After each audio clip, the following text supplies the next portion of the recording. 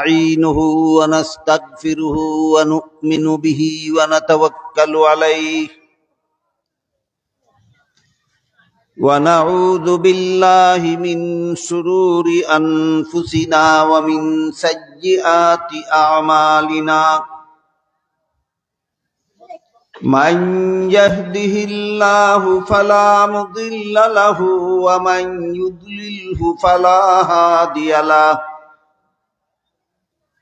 ونشهد أن لا إله إلا الله وحده لا شريك له ونشهد أن سيدنا ونبينا ومولانا محمدا عبده ورسوله صلى الله تعالى عليه وعلى آله وأصحابه وبارك وسلم أما بعد فأعوذ بالله من الشيطان الرجيم بسم الله الرحمن الرحيم وقال الذي اشتراه من مصر لامرأته أكرمي مثواه عسى أن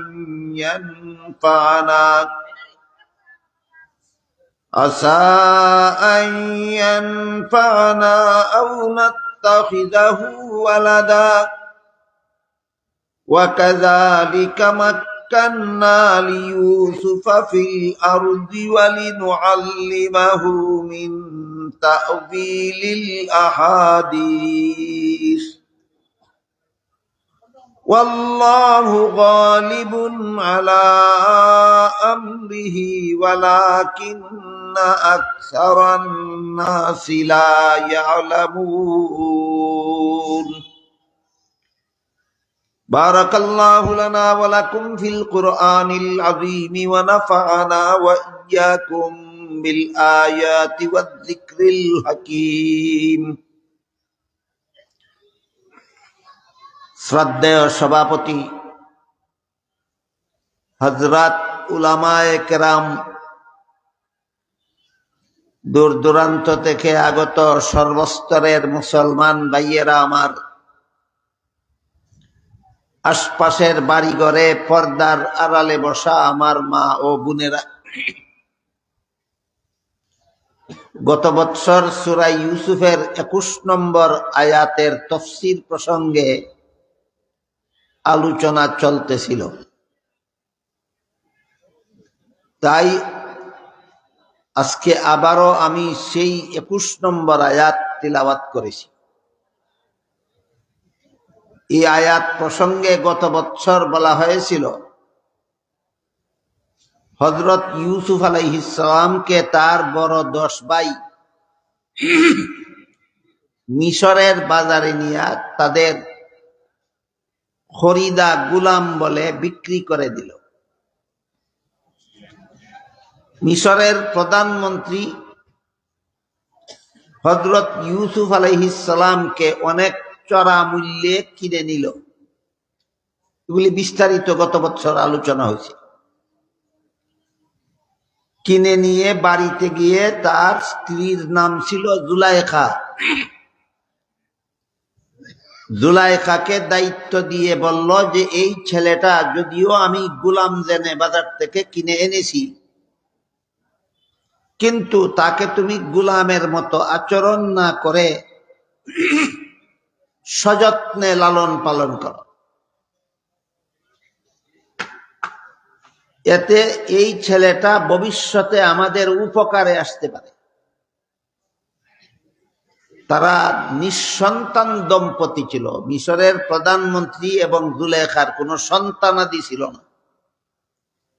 এই জন্য সাথে সাথে বলল যে এই ছেলেটা গোলামের মতো ব্যবহার না করে যত্ন সহকারে লালন পালন করলে ভবিষ্যতে তাকে আমরা আমাদের পালক পুত্র বানাতে পারব। জুলাইখার কাছে লালন পালনের দায়িত্ব দিয়া আল্লাহ বিপন্ন অবস্থায় হযরত ইউসুফ আলাইহিস সালামকে প্রতিষ্ঠিত করলেন। বিগত বছরগুলিতে যারা সূরার প্রথম দিকের আয়াতগুলির তাফসীর শুনেছেন, তাদের মনে থাকার কথা হযরত ইউসুফ আলাইহিস সালামের জীবন কত বিপন্ন করেছিল বড় 10 ভাই। মারপিট করলো, কুয়ায় নিক্ষেপ করলো, গোলাম বলে বিক্রি করে দিল। মিশরের বাজার থেকে মিশরের প্রধানমন্ত্রীও গোলাম জেনেই কিনে নিল। কিন্তু যে জুলাইখার হাতে লালন পালনের দায়িত্ব দিল, তাকে বলল গোলামের মতো ব্যবহার করো, আপন ছেলের মতো আদর যত্নে লালন পালন করো। এখানে এসে আল্লাহ বলেন, এভাবে আমি ইউসুফ আলাইহিস সালামকে বিপন্ন জীবন থেকে উদ্ধার করে তাকে প্রতিষ্ঠিত করে দিলাম। তার দ্বারা আমি ইউসুফ আলাইহিস সালামের দ্বারা আমি ভবিষ্যতে মানব জাতির 3 প্রকারের খেদমত করাবো। ইউসুফ আলাইহিস সালাম আল্লাহর নির্দেশে মানব জাতির খেদমত করবেন, মূল্যবান খেদমত করবেন 3 প্রকার। এক প্রকার খেদমত হলো আমি তাকে স্বপ্ন তত্ত্ববিদ বানাবো।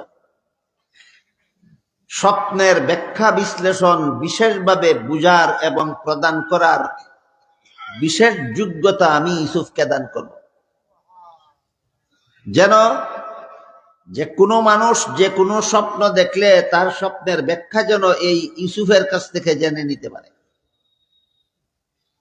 এই হবে একটা খেদমত ইউসুফের দ্বারা সমাজের মানুষের। আর একটা খেদমত নিব আমি তার দ্বারা সমাজের মানুষের জন্য, সেটা হলো আমি তাকে নবী বানাবো। নবী হয়ে তিনি দুনিয়ার মানুষকে হেদায়েতের পথে পরিচালনা করবেন। এটাই হলো সবচেয়ে বড় খেদমত। নবীর জন্যই হোক আর আলেমদের জন্যই হোক, মানুষের সেবা বলতে যা কিছু বুঝায় এর মধ্যে সবচেয়ে বড় সেবা, সবচেয়ে বড় খেদমত হইল মানুষকে জাহান্নাম থেকে বাঁচার পথ প্রদর্শন করা, মানুষকে জান্নাতে যাওয়ার পথ দেখাইয়া দেওয়া, যাকে কোরআনের ভাষায় হেদায়েত বলা হয়। এই হেদায়েতের খেদমতের চেয়ে বড় কোনো খেদমত মানুষের জন্য আর কিছু হতে পারে না। আল্লাহ বলেন ইউসুফের দ্বারা এই দ্বিতীয় খেদমতটা আমি নেব, তিনি দুনিয়ার মানুষকে হেদায়েতের কাজ করবেন নবী হয়ে। তৃতীয় যে খেদমতটা আমি ইউসুফের কাছ থেকে নেব সেটা হলো আমি তাকে শুধু নবী বানাবো না, আমি তাকে দেশের শাসনকর্তাও বানাবো। আমাদের বর্তমান সমাজের রাজনৈতিক পরিভাষায় প্রধান শাসনকর্তা বলা হয়, প্রেসিডেন্ট বলা হয়, প্রধানমন্ত্রী বলা হয়। যে যুগের ঘটনা, ইউসুফ আলাইহিস সালামের ঘটনা যে যুগের ঘটনা, সেই যুগে দেশের প্রধান শাসনকর্তাকে বাদশাহ বলা হইত। আমি ইউসুফ আলাইহিস সালামকে মিশরের বাদশাহ বানাবো। বাদশাহ হলে তিনি মানুষের কি খেদমত হবে? বাদশাহ হলে দেশের মানুষ ইনসাফের বিচার পাবে, সুখে শান্তিতে বসবাস করতে পারবে। বাদশাহ হলে মানুষ সরকারের পক্ষ থেকে জনগণের যত হক, যত প্রাপ্য, যত অধিকার আছে সেগুলি আদায় করবে। এই প্রসঙ্গে গত বছর আলোচনা চলতেছে যে সরকারের কাছে জনগণের যত প্রাপ্য আছে সেগুলি যদি সরকার পরিশোধ করে, তাহলে দেশের সমস্ত মানুষ সুখে শান্তিতে বসবাস করার সুযোগ পায়। সরকার যদি ইনসাফের সাথে দেশ শাসন করে, ন্যায় বিচার যদি প্রতিষ্ঠা করে, তাহলে দেশের মানুষ সুখে শান্তিতে বসবাস করার সুযোগ পায়। এই খেদমতটাও দেশের মানুষের আমি ইউসুফের দ্বারা নিব। তাই এই প্রসঙ্গে আলোচনা চলতেছিল গত বছর, যে এই প্রসঙ্গে আমাদের জানা দরকার সরকারের কাছে জনগণের কি কি অধিকার আছে। যেগুলি আদায় করলে জনগণ দেশে সুখে শান্তিতে বসবাস করতে পারে, আর যেগুলি পরিশোধ না করলে দেশের জনগণের অশান্তির আর কোনো শেষ থাকে না।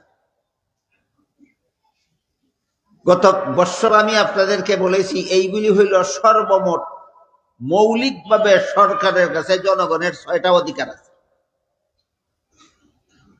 জনগণের কাছেও সরকারের অধিকার আছে। আল্লাহ কুরআনের বিভিন্ন আয়াতে জনগণের কাছে সরকারের কি অধিকার আছে বলে দিয়েছেন। সেটা হলো, আল্লাহ বলেন, তোমরা সরকারের হুকুম মানো, সরকারের আনুগত্য করো।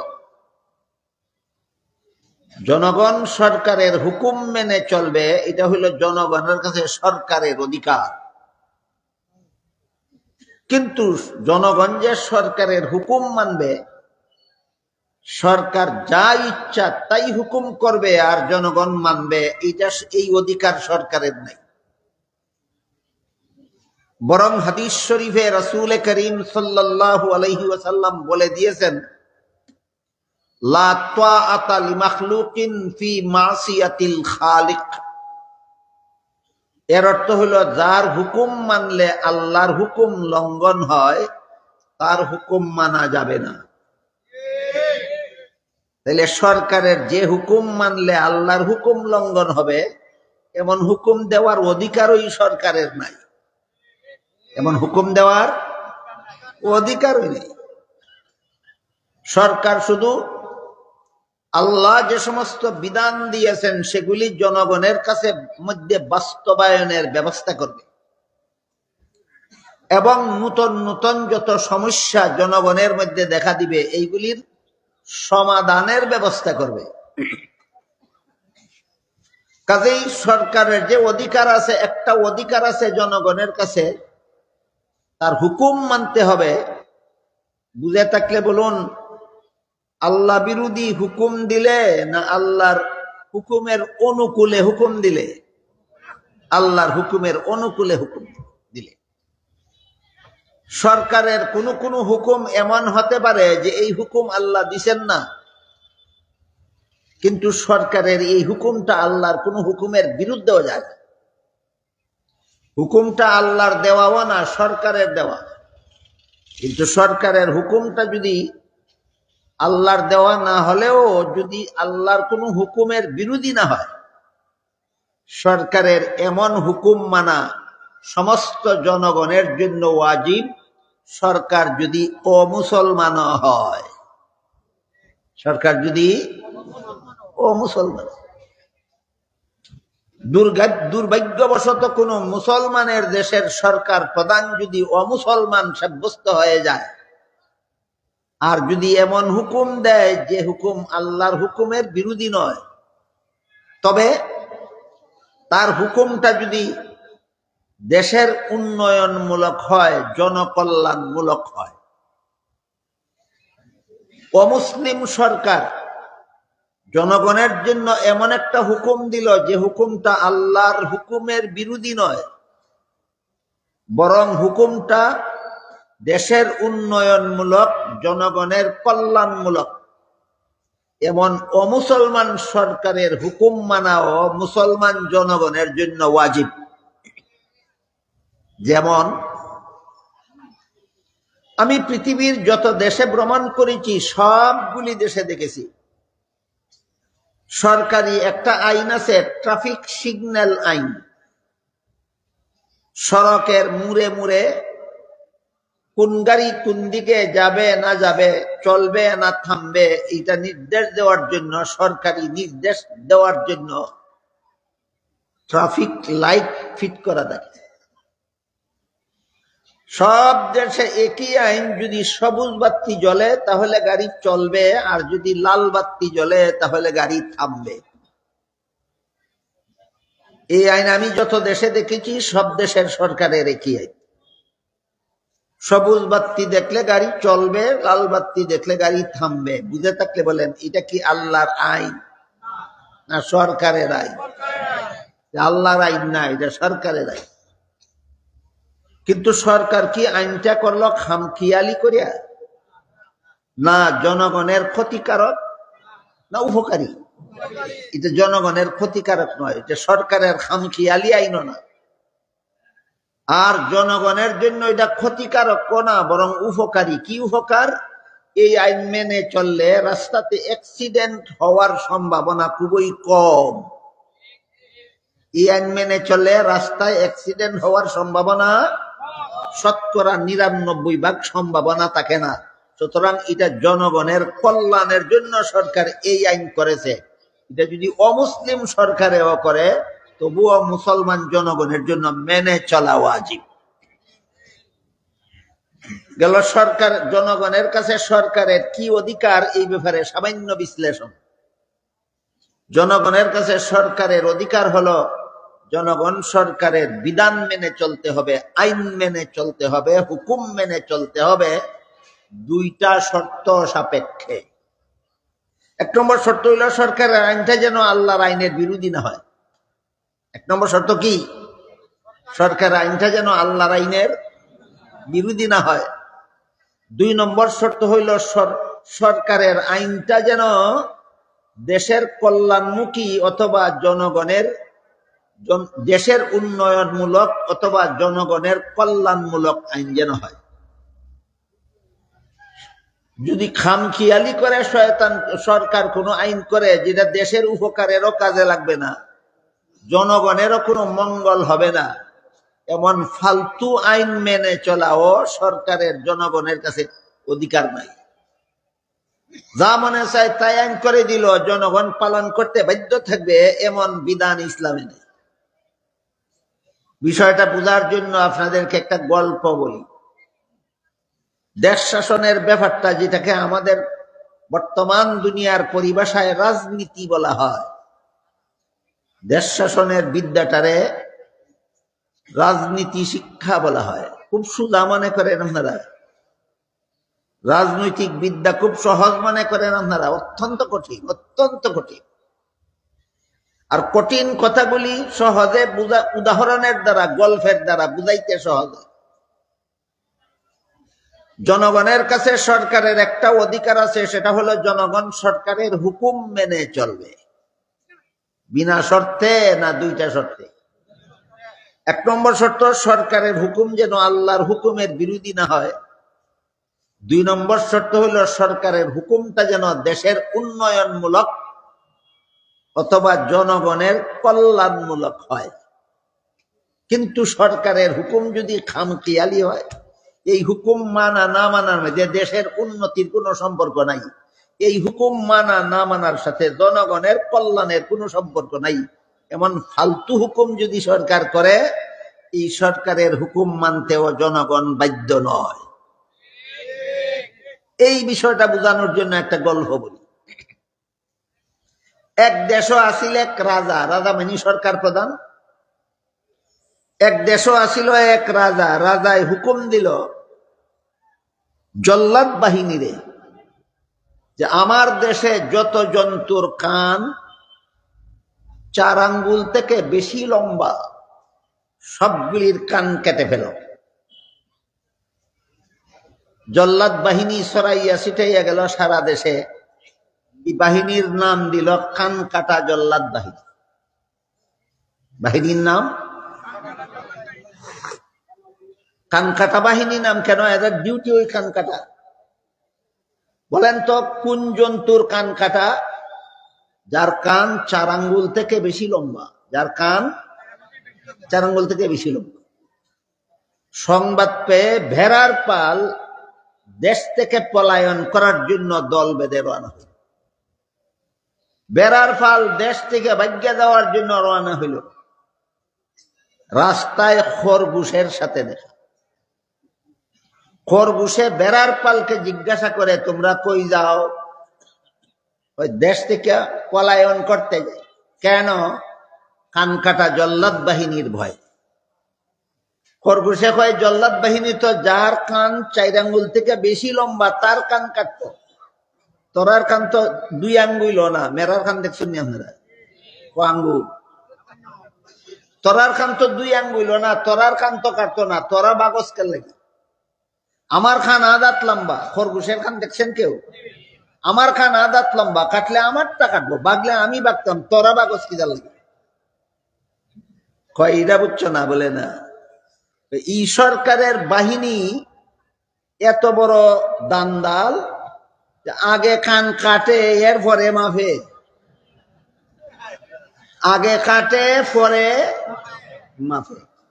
আমার মাত্রই দেড় আঙ্গুল কান, আগে যদি কাটতে পরে মাফলি ওই কি আসে যায়, আর না মাফলি কি আসে যায়? এই দেশে বসবাস করা সম্ভব নয়।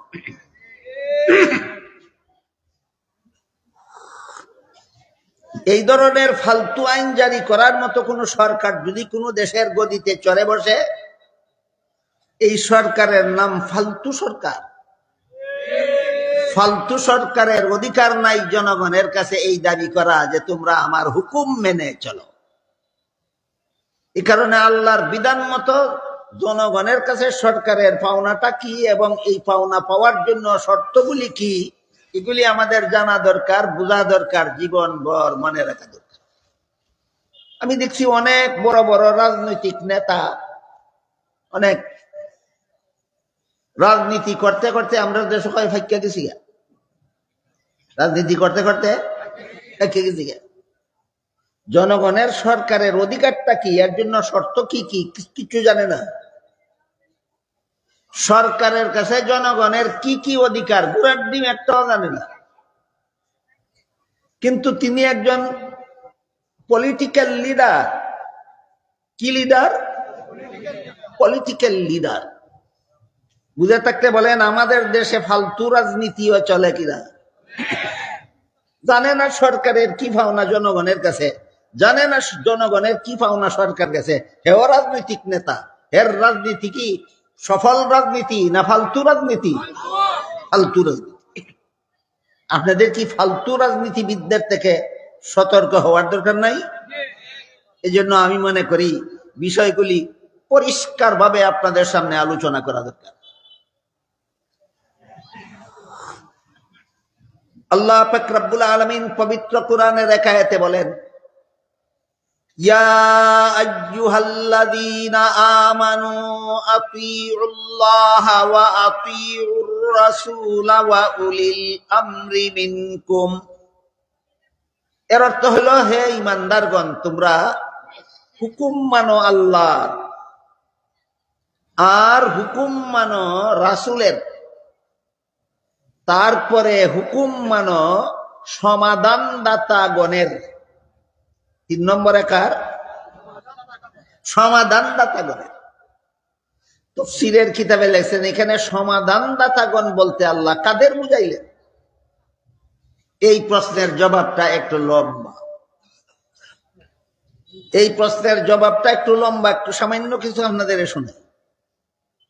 এই সমাধানদাতাগণের এক ব্যাখ্যা হইল, সাধারণ আলেমগণ মযহাবের ইমামগণের হুকুম মানতে হবে।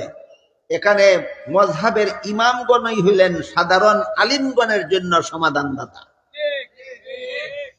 সমাধানদাতার এক ব্যাখ্যা। আর এক ব্যাখ্যা হইল, দেশের সরকার জনগণের জন্য সমাধানদাতা। সুতরাং জনগণ আল্লাহর হুকুম মানার পর, রাসূলের হুকুম মানার পর সরকারের হুকুম মানতে হবে। সরকারকে আল্লাহ এখানে হুকুমদাতা বলেছে, সমাধানদাতা বলেছে। সমাধানদাতার আরেক ব্যাখ্যা হইল, ছাত্রগণ উস্তাদের হুকুম মেনে চলতে হবে, উস্তাদগণ ছাত্রদের জন্য সমাধানদাতা। আরেক ব্যাখ্যা হইল, সন্তানেরা মা বাবার হুকুম মেনে চলতে হবে, মা বাবা ও সন্তানদের জন্য সমাধানদাতা। আরেক ব্যাখ্যা হইল, মুরিদের দল পীরের সমাধান মেনে চলতে হবে, পীর মুরিদের জন্য সমাধানদাতা। আল্লাহ বলেন, হুকুম মানো আল্লাহর, হুকুম মানো রাসূলের, হুকুম মানো সমাধানদাতা। বুঝে থাকলে বলুন তো, সমাধানদাতা বলতে কোনো এক ব্যক্তি না কোনো এক দল না অনেকেই? এই অনেকের মধ্যে একটা হইল সরকার। জনগণকে আল্লাহ হুকুম দিয়েছেন তোমরা সরকারের হুকুম মানো। উলুল আমরের এক ব্যাখ্যা সরকার, উলুল আমরের এক ব্যাখ্যা সরকার। সুতরাং জনগণকে যেহেতু আল্লাহ হুকুম দিছেন সরকারের আদেশ মানো, হুকুম মানো, তাই জনগণের দায়িত্ব সরকারের হুকুম মেনে চলা, আর সরকারের অধিকার জনগণকে হুকুম দেওয়া। জনগণ সরকারের হুকুম মেনে চলতে হবে বাধ্য, আল্লাহর বিধান মতো, বিনা শর্তে, না কয়েকটা শর্তে। 1 নম্বর শর্ত, সরকারের হুকুম যদি আল্লাহর হুকুমের বিরোধী নয়। 2 নম্বর শর্ত, সরকারের হুকুম যদি দেশের উন্নয়নমূলক হয়, সরকারের হুকুম যদি জনগণের কল্যাণমূলক হয়। সরকারের হুকুম যদি আল্লাহর হুকুমের বিরোধী হয়, তবু এই সরকারের হুকুম মানতে জনগণ বাধ্য নয়।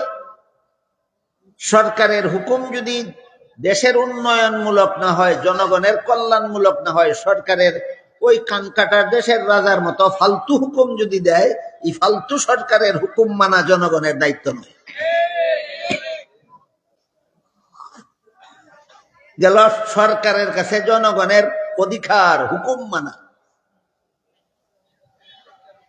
জনগণের কাছে সরকারের অধিকার হুকুম মানা। আর গত বছর বলেছি, সরকারের কাছে সর্বস্তরের জনগণের অধিকার আছে 6টা। এই সমস্ত জনগণ মুসলমান হোক আর অমুসলমান হোক, সরকারের কাছে জনগণের 6টা মৌলিক অধিকার আছে। এই অধিকার মুসলমান জনগণকেও সরকারে আদায় করে দিতে বাধ্য, অমুসলিম জনগণের এই অধিকারগুলিও আদায় করতে সরকার বাধ্য। বুঝে থাকলে বলুন, মুসলমান অমুসলমান নির্বিশেষে সমস্ত জনগণের অধিকার আল্লাহর বিধান মতো সরকারের কাছে কতটা? 6টা। আর মুসলমান জনগণের, সরকার যদি মুসলমান হয়, তাহলে মুসলমান সরকারের কাছে মুসলমান জনগণের অধিকার আছে আলাদা আরেকটা। মুসলমান সরকারের কাছে মুসলমান জনগণের আলাদা আরেকটা অধিকার আছে, 6টা ছাড়া। 6টা ছাড়া। সেটা হলো, শাসনকর্তা যদি মুসলমান হয়, তাহলে দেশের মুসলমান নাগরিকদেরকে মুসলমানের মতো জীবনযাপনের ব্যবস্থা দিতে হবে। এই অধিকার মুসলমান সরকারের কাছে, এই অধিকার অমুসলমান নাগরিকদের নয়, শুধু মুসলমান নাগরিকদের। যেই দেশের সরকারও মুসলমান, এই সরকারের কাছে দেশের সমস্ত মুসলমান নাগরিকের স্পেশাল একটা অধিকার আছে, সেটা হলো মুসলমানের মতো জীবনযাপনের ব্যবস্থা দিতে হবে।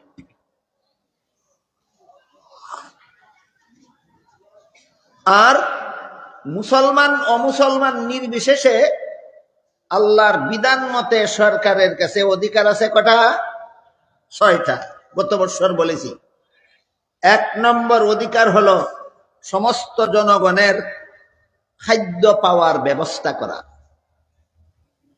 দেশের কোন জনগণ যেন উপবাস থাকতে না হয়, সেই ব্যবস্থা করা সরকারের দায়িত্ব। ব্যবস্থাটা পাওয়া সরকারের কাছে সমস্ত জনগণের অধিকার। শুধু মুসলমান জনগণের না, সমস্ত জনগণের? সমস্ত জনগণের অধিকার।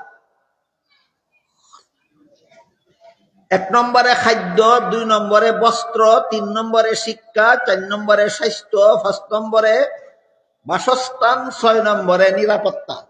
এই 6টা। এই 6টার ব্যাখ্যার আলোচনা চলতেছিল গত বছর। খাদ্য সম্পর্কে আলোচনা হয়েছে, গত বছর আলোচনা হয়েছে। বস্ত্র সম্পর্কেও গত বছর আলোচনা হয়েছে। সরকারের কাছে জনগণের 3 নম্বর অধিকার শিক্ষা ব্যবস্থা প্রদান করা। এই বিষয়ের উপর গত বছর আলোচনা চলমান ছিল। সরকারের কাছে জনগণের 6 অধিকারের মধ্যে 3 নম্বর অধিকারের আলোচনা গত বছর চলমান ছিল। সেখানে বলা হয়েছে শিক্ষা 2 রকমের আছে, একটা জাগতিক শিক্ষা আর একটা ইসলামী শিক্ষা। শিক্ষা কত রকম? 2 রকম, একটা জাগতিক শিক্ষা আর একটা ইসলামী শিক্ষা। জাগতিক শিক্ষা ব্যবস্থা চালু করাও দেশের মধ্যে সরকারের দায়িত্ব। জাগতিক শিক্ষা যত ধরনের আছে, যত বিভাগের আছে, সবটুকু চালু করা এবং জনগণকে সুশিক্ষিত রূপে গড়ে তোলা, এটাও সরকারের কাছে জনগণের প্রাপ্য, জনগণের অধিকার। কেন জাগতিক শিক্ষা চালু করা দেশে যে জনগণের প্রাপ্য, কেন মুসলমান অমুসলমান নির্বিশেষে সরকারের কাছে এটা প্রাপ্য, কেন এটা সরকারের দায়িত্ব, কেন তার কারণটা কি বোঝার জন্য সামান্য একটু উদাহরণ দিচ্ছি, শুনুন। ধরেন বাংলাদেশ সরকার যদি একটা মেডিকেল কলেজও প্রতিষ্ঠা না করত, বাংলাদেশ সরকার যদি বর্তমান যত মেডিকেল কলেজ প্রতিষ্ঠিত আছে সবগুলি যদি একসাথে বন্ধ করে দেয়, তাহলে ভবিষ্যতে দেশে আর ডাক্তার উৎপাদন হবে না। যখন মেডিকেল কলেজের অভাবে ডাক্তার উৎপাদন বন্ধ হয়ে যাবে, তখন রোগীরা যাবে কোথায়? চিকিৎসার অভাবে মরণ ছাড়া রোগীর কোনো উপায় থাকবে না। বুঝে থাকতে বলুন তো, মেডিকেল কলেজের শিক্ষাটা ইসলামী শিক্ষা না জাগতিক শিক্ষা? বেদরকারি না অত্যন্ত দরকারি? এই কথা রয়েছে কেন অনেকে বুঝে না। জাগতিক শিক্ষাও যে মুসলমানদের জন্য অত্যন্ত দরকারি, বরং প্রত্যেকটা জাগতিক শিক্ষার একটা নির্ধারিত পরিমাণ আছে। হাদিসের ব্যাখ্যাকারীগণ হাদিসের ব্যাখ্যা গ্রন্থে লিখেছেন, জাগতিক শিক্ষার যে পরিমাণ অর্জন না হলে মুসলমানের জীবনযাত্রা ব্যাহত হয়, বাধাপ্রাপ্ত হয়, ওই পরিমাণ জাগতিক শিক্ষা ব্যবস্থা চালু করা এবং মুসলমানদের জন্য গ্রহণ করাও ফরজ। তাহলে শুধু ইসলামী শিক্ষা অর্জন করাই ফরজ না জাগতিক শিক্ষা অর্জন করাও ফরজ? জাগতিক শিক্ষা অর্জন করা ফরজ। সুতরাং দেশের জনগণ মুসলমান হোক অমুসলমান হোক, সকলের জন্য প্রয়োজনীয় জাগতিক শিক্ষা ব্যবস্থা চালু করবে সরকার। এটা সরকারের কাছে জনগণের প্রাপ্য। আর এক প্রকার শিক্ষা হলো ইসলামী শিক্ষা। যে পরিমাণ ইসলামী শিক্ষা গ্রহণ না করলে একজন মুসলমানের মতো জীবনযাপন করা সম্ভব নয়। কলেমা কালাম না শিখলে, উযু গোসল না শিখলে, পাক না শিখলে, নামাজ বন্দেগী না শিখলে, বলেন মুসলমানের মতো জীবনযাপন করতে পারবে? এই পরিমাণ ইসলামী শিক্ষা সমস্ত জনগণ গ্রহণ করার মতো শিক্ষা ব্যবস্থা চালু করা সরকারের উপর ফরজ, জনগণের অধিকার। জনগণের অধিকার। যে সরকার জনগণের অধিকার আদায় করে না, সমস্ত জনগণের খাদ্য পাওয়ার ব্যবস্থা করে না, সমস্ত জনগণের প্রাপ্য বস্ত্র, প্রয়োজনীয় বস্ত্র পাওয়ার ব্যবস্থা করে না, যে সরকার জনগণের প্রয়োজনীয় শিক্ষা ব্যবস্থা চালু করে না, এই সরকারের জন্য প্রার্থী হওয়াও হারাম, গদি দখল করাও হারাম, গদি ফেরাউনের মতো কামড় দিয়ে ধরে রাখাও হারাম। শরীয়তের বিধানগুলি কি আপনাদের জানা দরকার নাই? জনগণের অধিকার যে সরকার আদায় করে না, আমারে বুট দেওয়া বলাও হারাম, বুট নেওয়াও হারাম, গদিতে পৌঁছাও হারাম, গদি কামড় দিয়ে ধরে রাখাও হারাম।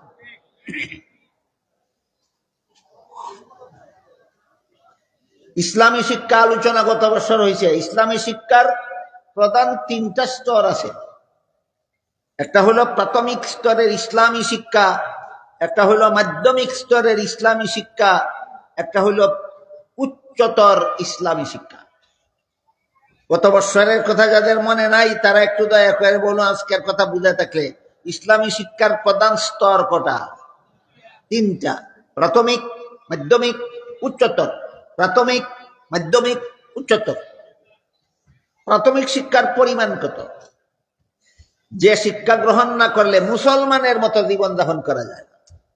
কলিমা কালাম না শিখলে, উযু গোসল না শিখলে, পাক না শিখলে, নমাজ বন্দেগী না শিখলে মুসলমানের মতো জীবনযাপন করা যায় না। এইগুলি মাত্র ইসলামের প্রাথমিক শিক্ষা। খুব লম্বা সিলেবাস না, অত্যন্ত শর্টকাট। কি বুঝলেন?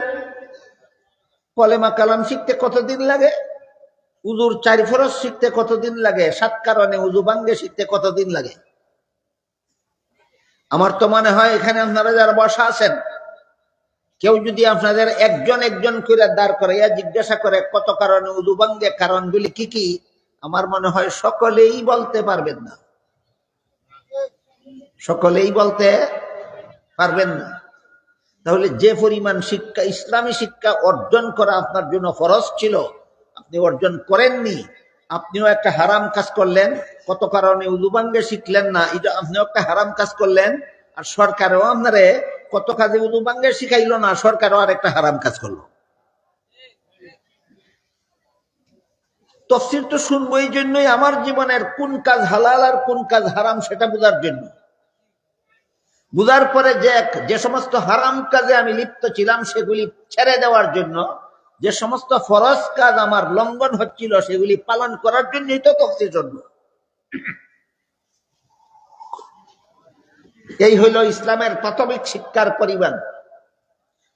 সহি শুদ্ধ কলেমা কালাম শিক্ষা করা, সহি শুদ্ধ উযু গোসল শিক্ষা করা, সহি শুদ্ধ পাক নামাজ শিক্ষা করা এবং সহি শুদ্ধ নামাজ কালাম ইবাদত বন্দেগীটা শিক্ষা করা। মনোযোগে ধারাবাহিকভাবে এগুলি শিখতে থাকলে বেশি থেকে বেশি 1 বৎসর সময় লাগে। বেশি থেকে বেশি ইসলামের প্রাথমিক শিক্ষা অর্জন করতে একটা মুসলমানের সন্তানের কতদিন লাগে? বেশি থেকে বেশি 1 বৎসর লাগে। এই পরিমাণ শিক্ষা ব্যবস্থা চালু করা, দেশের সমস্ত মুসলমানের সন্তানেরা যেন এইগুলি শিখতে পারে, এই ব্যবস্থা চালু করা সরকার মুসলমান হয়ে থাকলে সরকারের উপর ফরজ। যে সরকার মুসলমান সন্তানদেরকে এই পরিমাণ শিক্ষা ব্যবস্থাও চালু করে না, তার জন্য বুট চাওয়াও হারাম, বুট নেওয়াও হারাম, গদিতে যাওয়াও হারাম, গদি কামড় দিয়ে ফেরাউনের মতো ধরে রাখাও হারাম।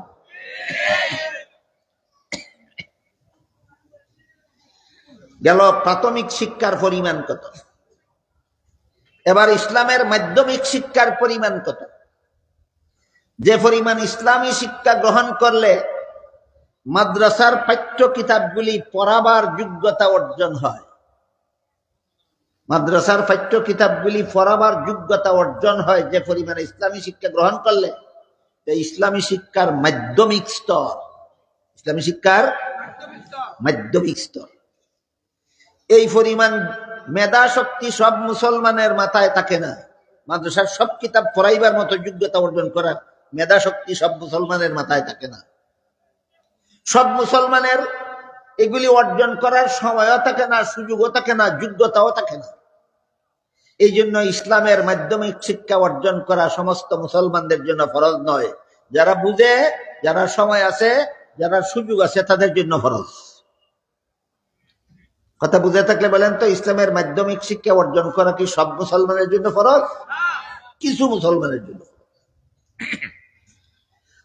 আর ইসলামের উচ্চতর শিক্ষার পরিমাণ হলো, যে পরিমাণ ইসলামী শিক্ষায় শিক্ষিত হলে মানব জীবনের সব সমস্যার সমাধান কোরআন হাদিসের আলোকে দেওয়ার যোগ্যতা অর্জন হয়। যে পরিমাণ ইসলামী শিক্ষায় শিক্ষিত হইলে মানব জীবনের সব সমস্যার সমাধান কোরআন হাদিসের আলোকে প্রদান করার যোগ্যতা অর্জন হয়, এটা ইসলামের উচ্চতর শিক্ষা। এটার যোগ্যতা আরো কম মুসলমানের মাথায় থাকে। উচ্চতর শিক্ষা অর্জন করার যোগ্যতা অতি অল্প সংখ্যক মুসলমানের মাথায় থাকে। মাধ্যমিক শিক্ষা অর্জন করার যোগ্যতা কিছু বেশি মুসলমানের মাথায় থাকে। প্রাথমিক শিক্ষা অর্জন করার যোগ্যতা আল্লাহ সমস্ত মুসলমানদের মাথায় দিয়া থাকেন। এই জন্য শরীয়তের বিধান মতে ইসলামের মাধ্যমিক শিক্ষা অর্জন করাও সব মুসলমানের উপর ফরজ নয়, ইসলামের উচ্চতর শিক্ষা অর্জন করাও সব মুসলমানের জন্য ফরজ নয়, কিন্তু ইসলামের প্রাথমিক শিক্ষা অর্জন করা সমস্ত মুসলমান নারী পুরুষের জন্য ফরজ। এই জন্য হাদিস শরীফে রাসূল করিম সাল্লাল্লাহু আলাইহি ওয়াসাল্লাম বলেছেন, তলাবুল ইলমি ফারিদাতুন আলা কুল্লি মুসলিম।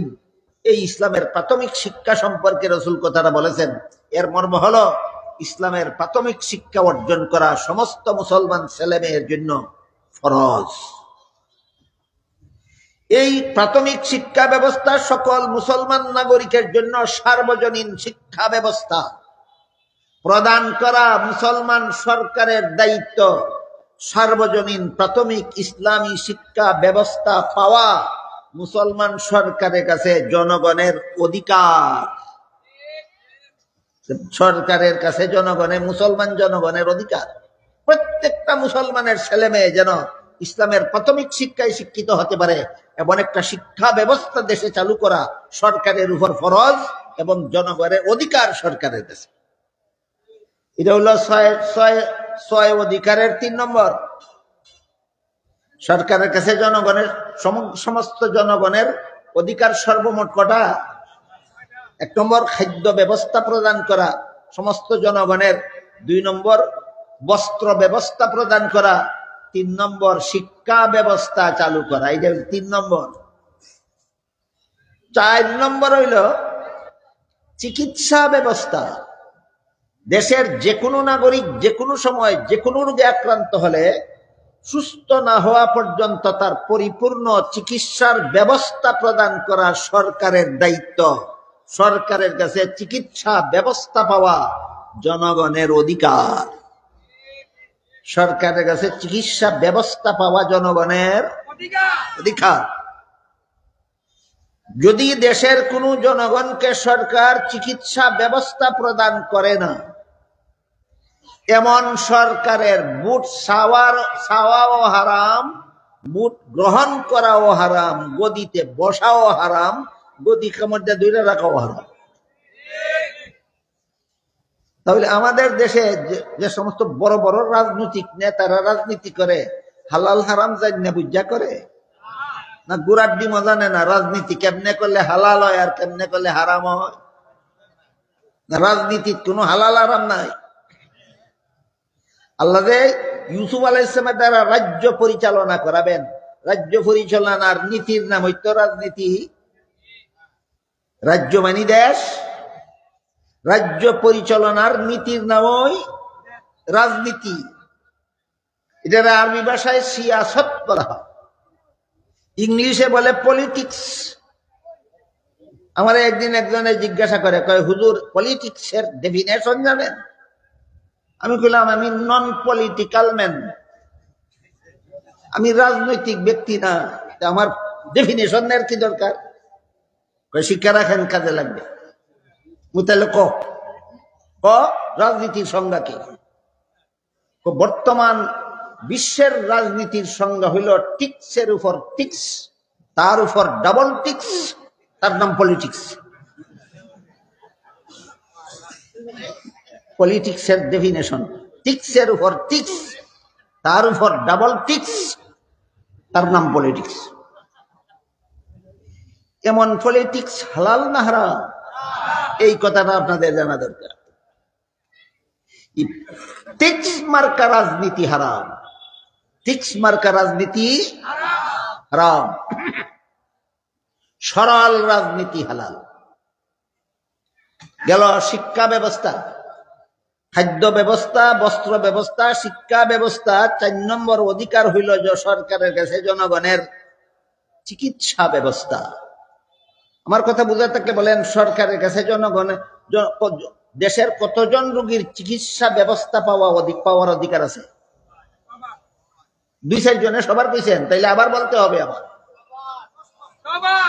দেশের যে কোনো নাগরিক যে কোনো সময় অসুস্থ হইলে চিকিৎসা ব্যবস্থা প্রদান করা সরকারের কাছে জনগণের 4 নম্বর অধিকার। কত নম্বর অধিকার?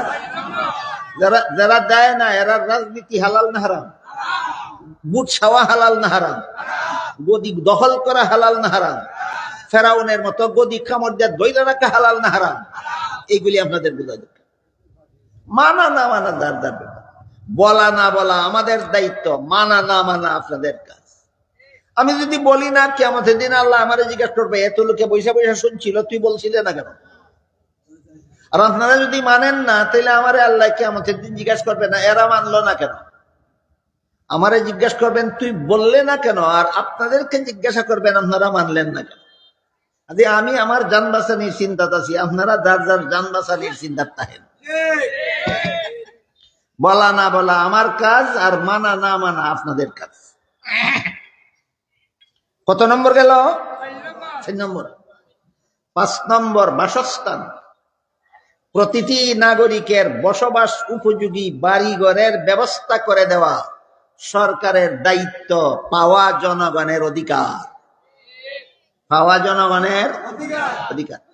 একটা মানুষও যদি ছিন্নমূল থাকে, বাড়ি নাই, তার পথে কাঠে দিন কাটায়, এই সরকারকে কিয়ামতের দিন আল্লাহর আদালতে আসামির কাঠ করায় দাঁড়িয়ে জবাব দিতে হবে, তুই কোন ঘরে ঘুমাইছিলি আর তোর নাগরিক একটা পথের কিনারও রাত কাটাইলো কেন, জবাব দে।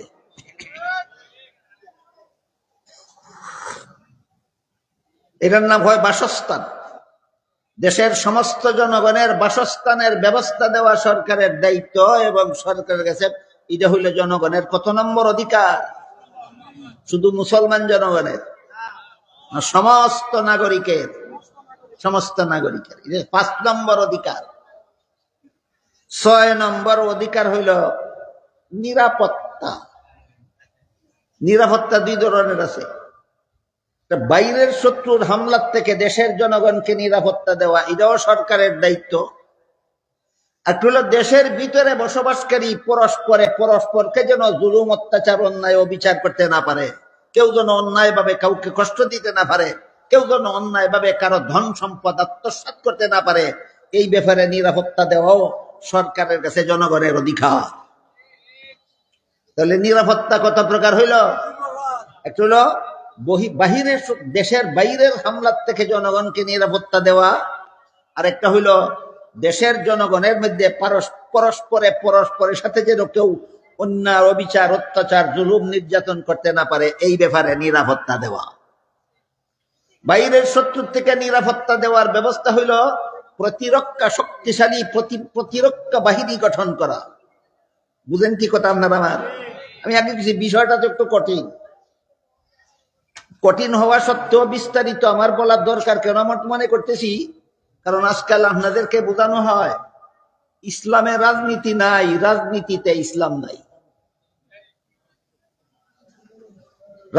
ইসলামে বলে রাজনীতি নাই, তো এতগুলি বিধান কুরআনে আল্লাহ কেন দিলেন? এতগুলি বিধান হাদিস শরীফে রাসূল কেন দিয়া গেলেন? আপনাদের নবী মুহাম্মদুর রাসূলুল্লাহ সাল্লাল্লাহু আলাইহি ওয়াসাল্লাম 53 বছর বয়সে মক্কা শরীফ থেকে হিজরত করে মদিনা শরীফ গিয়া একটা রাষ্ট্র প্রতিষ্ঠা করেছিলেন কিনা? সেটা শাসন করার জন্য একটা সংবিধানও তৈরি করেছিলেন কিনা? সংবিধানের নাম ছিল মদিনা সনদ। জীবনের শেষ মুহূর্ত পর্যন্ত রাসূল ছিলেন প্রধান শাসনকর্তা। যেহেতু ইসলামে রাজনীতি নাই, এই জন্যই এর মাথা ভূতে ধরছে যে কয় ইসলামে রাজনীতি নাই, আর যে কয় রাজনীতিতে ইসলাম নাই, এরে শয়তানে ধরছে। এই সমস্ত ইবলিসি আর শয়তানি আর কুফুরি কথা, এগুলিতে কুফুরি কথা। ইসলামে রাজনীতি নাই, এটা একটা কুফুরি কথা। রাজনীতিতে ইসলাম নাই, এটা একটা কুফুরি কথা। এই অনুভূতিটা আপনাদের অন্তরে জাগ্রত হওয়ার জন্য, যেই মুহূর্তে এই সমস্ত নাস্তিক্যবাদীরা বলে ইসলামে রাজনীতি নাই, রাজনীতি ইসলাম নাই, সেই মুহূর্তে আলেমদের উপর ফরজ হয়ে যায় মুসলমান জনগণকে এই কথা শিক্ষা দেওয়া, ইসলামে রাজনীতি নাই কথাটা কুফুরি, রাজনীতিতে ইসলাম নাই কথাটা কুফুরি।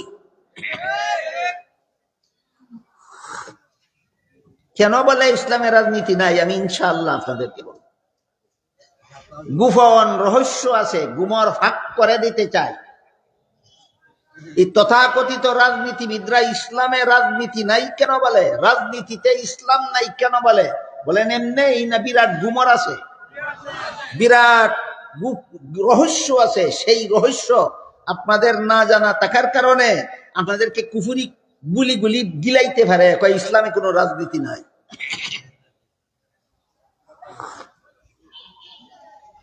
পরে বুঝবেন, আগে আমরা 6 নম্বরটা একটু বুঝে নিই। সরকারের কাছে জনগণের 6 নম্বর অধিকার হইল নিরাপত্তা। এটা 2 প্রকার। একটা হইল দেশের বাইরের আক্রমণ থেকে নিরাপত্তা দেওয়া, এটার ব্যবস্থা হইল প্রতিরক্ষা, শক্তিশালী প্রতিরক্ষা বাহিনী গঠন করা, যে বাহিনী যে কোনো দেশের থেকে, দেশের সীমান্ত দিয়া যদি কোনো হামলা করে, আঘাত করে, তাহলে দেশের সেনাবাহিনী যেন প্রতিরোধ করতে পারে, এবং দেশের ভৌগোলিক সীমারেখা, মান, মর্যাদা, স্বাধীনতা, সার্বভৌমত্ব রক্ষা করার মতো শক্তিশালী সেনাবাহিনী গঠন করা, যে সরকারের কাছে জনগণের অধিকার, এই যে করা সরকারের দায়িত্ব। এই ব্যবস্থাটা হইল প্রতিরক্ষা বাহিনী হইল বাহিরের হামলার থেকে নিরাপত্তা দেওয়ার ব্যবস্থা।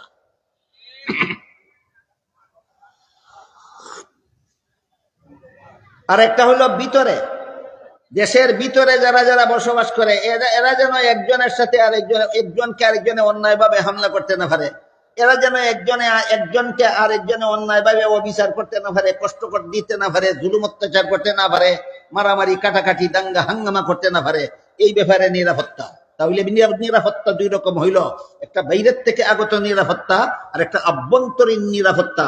বাইরের থেকে আগত হামলার নিরাপত্তার ব্যবস্থা হইল শক্তিশালী প্রতিরক্ষা বাহিনী গঠন করা, আর আভ্যন্তরীণ নিরাপত্তা প্রতিষ্ঠার একমাত্র ব্যবস্থা হইল ইনসাফপূর্ণ আদালত প্রতিষ্ঠা করা। দেশে যদি আদালত না থাকে তবুও মারামারি কাটাকাটি খুনাখুনি করে জনগণ মরব, মজলুমে কোনো বিচার পাইত না। আর আদালত থাকা সত্ত্বেও যদি ন্যায় বিচার না হয়, দেশ আদালত না থাকলেও দেশের নিরাপত্তা বলতে কিছু থাকবে না। যে মনে চায় যারা খুন করবে, খুন করে আবার হজম করে নেবে। খুন করে হজম করার সুযোগ বাংলাদেশের আইনে আসেনি? আছে, আছে। আমি কই আপনাদের, বাংলাদেশের আইনে আছে, কেউ যদি একটা মানুষ যদি আরেকটা মানুষে খুন করে ফেলে, দেশের একজনে আরেকজনে খুন করে ফেলাইল, যারা খুন করলো তার আত্মীয় স্বজনরা ফৌজদারি আদালতে মামলা করলো। বহুদিন মামলা গাইতে গাইতে হাজার হাজার লাখ লাখ টাকা খরচ করতে করতে হাইকোর্টে রায় দিল খুনিকে ফাঁসি দেওয়া হোক। হাইকোর্ট থেকে খুনি আপিল করলো সুপ্রিম কোর্টে, সুপ্রিম কোর্টও রায় বহাল রাখলো খুনিকে হত্যা করা হোক। এরপর যদি সেই খুনি বাংলাদেশের প্রেসিডেন্টের কাছে প্রাণ ভিক্ষা করে, আর প্রেসিডেন্ট যদি তারে প্রাণ একটা ভিক্ষা দিয়া দেয়, কারণ প্রেসিডেন্টের জুলির মধ্যে অনেকগুলি প্রাণ থাকে। আপনারা যে দেশে বাস করেন, এই দেশের প্রেসিডেন্টের জুলির মধ্যে বেশ কতগুলি প্রাণ থাকে, কোন খুনিয়ে ভিক্ষা চাইলে দিয়া দিতে পারে। এই খুনি সুপ্রিম কোর্ট থেকে যার রায় বহাল রাখা হইল ফাঁসির, সে যদি প্রেসিডেন্টের কাছে প্রাণ ভিক্ষা চায়, আর প্রেসিডেন্ট যদি কয় প্রাণ ভিক্ষা দিলাম, খালাস, বেকসুর খালাস। বলেন বাংলাদেশের আদালতে ন্যায় বিচার পাওয়ার নিশ্চয়তা আছে না নিশ্চয়তা নাই? কেন? বাংলাদেশ যারা শাসন করে আর বাংলাদেশের আদালতে যারা বিচার করে, একটাও আল্লাহর বিধানে দেশ শাসন ব্যবস্থা জানে না।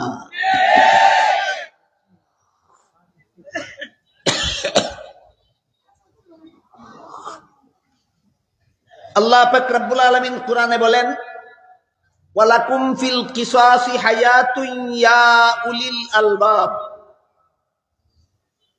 খুনিকে হত্যা করার মধ্যে রয়েছে দেশের জনগণের প্রাণের নিরাপত্তা। খুনিকে হত্যা করার মধ্যে রয়েছে জনগণের প্রাণের নিরাপত্তা। এটা আবার কেমনে? খুনিয়ে একটা খুন করছে, আমি আবার তারে খুন করলাম, তে প্রাণের নিরাপত্তা হইল কোথায়? এমন প্রশ্ন করে বসে। আল্লাহ বলেন, ইয়া উলিল আলবাব, খুনিরে হত্যা করলে প্রাণের নিরাপত্তা কিভাবে হয়, এটা যে কোনো পচা মস্তিষ্ক সম্পন্ন লোকে বুঝবে না, যাদের মস্তিষ্ক পচা নয় তাজা, তারা বুঝবে। আপনারা কিভাবে বুঝবেন? আমি একটা উদাহরণ দিই। ধরেন একটা খুনি একটা মানুষ খুন করলো, সে যদি প্রেসিডেন্টের কাছ থেকে প্রাণ ভিক্ষা পাইয়া খালাস হইয়া যায়, বলেন খুনি প্রেসিডেন্টের কাছ থেকে প্রাণ ভিক্ষা পাইয়া প্রাণদণ্ড থেকে খালাস হওয়ার ব্যবস্থা বাংলাদেশও আছে কিনা? বাংলাদেশও আছে। এই একটা সুবিচারের ব্যবস্থা হইল না অবিচারের ব্যবস্থা? এই অবিচারটা জনগণে করলো না স্বয়ং প্রেসিডেন্টে করলো? চিন্তা করে দেখেন কেমন নিরাপদে আপনারা এই দেশের নাগরিক হিসাবে বসবাস করতে পারবেন। যখন সুপ্রিম কোর্টে ফাঁসির রায় বহাল রাখা সত্ত্বেও প্রেসিডেন্টে তারা প্রাণ ভিক্ষা দিয়া খালাস করে দিব, তখন একদিকে এই খুনি আগে করছিল একটা খুন, এখন করবো 10টা খুন। কি বলেন? কারণ খুন করে তার সাহসটা বাড়ছে। আর আগে আসিল একটা খুনি, এখন দেশ তৈরি আর 100টা খুনি। আগেরটাই করবো আরো 10টা খুন, আরো 100 খুনি করবো আরো 100 খুন। তাহলে খুনিরে মাফ করে দেওয়া প্রাণের নিরাপত্তা, না খুনিকে হত্যা করা প্রাণের নিরাপত্তা? খুনিকে হত্যা করা প্রাণের নিরাপত্তা। এইভাবে নিরাপত্তা বহাল করা, নিরাপত্তা প্রতিষ্ঠা করা দেশের মানুষ জনগণের মধ্যে সুবিচারপূর্ণ আদালত প্রতিষ্ঠার মাধ্যমে সরকারের কাছে জনগণের প্রাপ্য, জনগণের অধিকার সরকারের উপর ফরজ।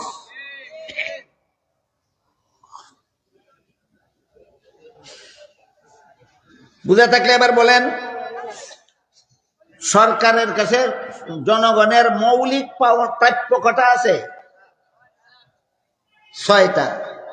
1 নম্বর খাদ্য ব্যবস্থা, 2 নম্বর বস্ত্র ব্যবস্থা, 3 নম্বর শিক্ষা ব্যবস্থা, 4 নম্বর স্বাস্থ্য ব্যবস্থা, 5 নম্বর বাসস্থানের ব্যবস্থা, 6 নম্বর বেইনসাফি আদালত প্রতিষ্ঠা।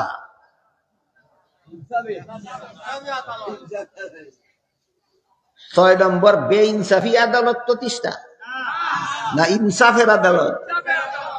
আচ্ছা, আদালত যদি এমন হয় যে আদালতে যার বিরুদ্ধে আক্রোশ আছে তার বিরুদ্ধে 5টা 7টা 10টা 20টা 50টা মামলা কইরা 500 সাক্ষী নিয়ে, মিথ্যা সাক্ষী নিয়ে হাজির করাইয়া যদি এই আসামিদেরকে কেউরে ফাঁসি দেয়, কেউরে সারা জীবনের জেল দেয়, কেমন মজার ইনসাফ হবে? এগুলির ইনসাফের আদালত বলা যাবে না জুলুমের আদালত? এমন বুদ্ধিমান কি আপনাদের দেশে বাস করে যারা মানুষের, যার সাথে কোনো মতে পারে না তারা মিথ্যা মামলায় ফাঁসাইয়া হয়রানিতে ফেলায়? এইরকম মিথ্যা মামলা যে সমস্ত বুদ্ধিমানেরা করে, এদের ব্যাপারে হাদিস শরীফে রাসূল করিম সাল্লাল্লাহু আলাইহি ওয়াসাল্লাম বলেন, কেউ যদি জেনে শুনে কারো বিরুদ্ধে মিথ্যা মামলা করে আর কৌশলে আদালত থেকে রায়টাও তার পক্ষে নিয়ে যায়, এই তো কৌশল, তাহলে সে যেন মনে করে আদালত থেকে রায় নিল না, সে আদালতের রায়ের নামে জাহান্নামের সার্টিফিকেট নিল। এবার বলেন, আপনারা যে দেশে বাস করেন, এই দেশের আদালত থেকে কোনো বুদ্ধিমানের জাহান্নামের সার্টিফিকেট সংগ্রহ করে কিনা? এমন আদালতের নাম হইল ইনসাফের আদালত। এমন আদালত প্রতিষ্ঠা করা সরকারের দায়িত্ব না জনগণের প্রাপ্য না? সবগুলি হারামি আদালত ব্যবস্থা, সবগুলি হারামি বিচার ব্যবস্থা। আমাদের সমাজে এরকম আদালত থেকে জাহান্নামের সার্টিফিকেট সংগ্রহকারী বুদ্ধিমানের অভাব নাই, অভাব নাই। যার সাথে যারে ভারি না আতে, আমরা দেশের ভাষায় কয় তারে মারমু বাতে। যার সাথে ন্যায় নীতি আইন আদালত কোনো মতে পারে না, তার বিরুদ্ধে আক্রোশ মেটায় মিথ্যা মামলার আসামি বানায়।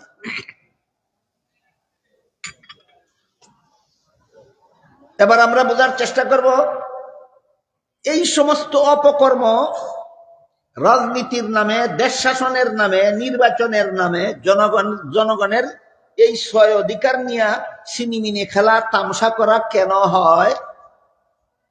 একটা স্লোগানের মাধ্যমে হয়, সেটা হলো ইসলামে রাজনীতি নাই। এই স্লোগানের মধ্যে হয় ইসলামে রাজনীতি নাই। মুহাম্মদুর রাসূলুল্লাহ জীবনের শেষ 10 বছর মদিনা শরীফে কি করছিলেন? রাষ্ট্র পরিচালনা করার নীতি ছাড়া করছিলেন না নীতির মাধ্যমে? রাষ্ট্র পরিচালনার নীতিরে যদি রাজনীতি কয়, ইসলামের রাজনীতি নাই। মুহাম্মদুর রাসূলুল্লাহ থেকে তুমি ইসলাম বেশি বুঝেছ?